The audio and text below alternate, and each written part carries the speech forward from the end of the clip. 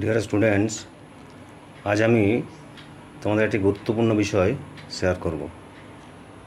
এবছর যারা class 12-এ third semester পরীক্ষা দিচ্ছ, আগামী 22 তারিখে তোমাদের সমস্ত পরীক্ষা শেষ হয়ে যাবে।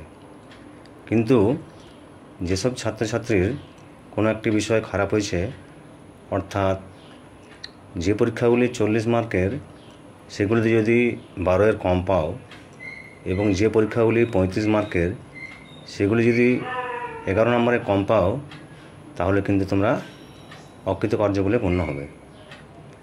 সেক্ষেত্রে তোমাদের করণীয় কী?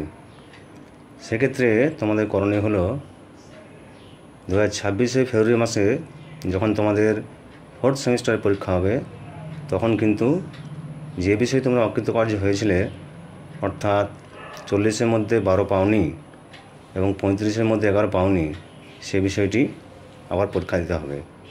চতুর্থ সেমিস্টারের পরীক্ষা হয়ে যাওয়ার পর সেই দিনেই ওই বিষয়টি তোমাদেরকে পরীক্ষায় বসতে হবে। তখন যদি তোমরা ওই বিষয়ে পাস করে যাও, তাহলে তোমাদের আর কোনো অসুবিধা থাকবে না। এখন ব্যাপার হলো, যদি অপশনাল বিষয়ে এই ঘটনা ঘটে, তখন কি হবে? ধরো থার্ড সেমিস্টারেও 12 বা 11 কম পেয়েছ এবং ফোর্থ সেমিস্টারেও 12 বা 11 কম পেয়েছ, সেক্ষেত্রে কী হবে?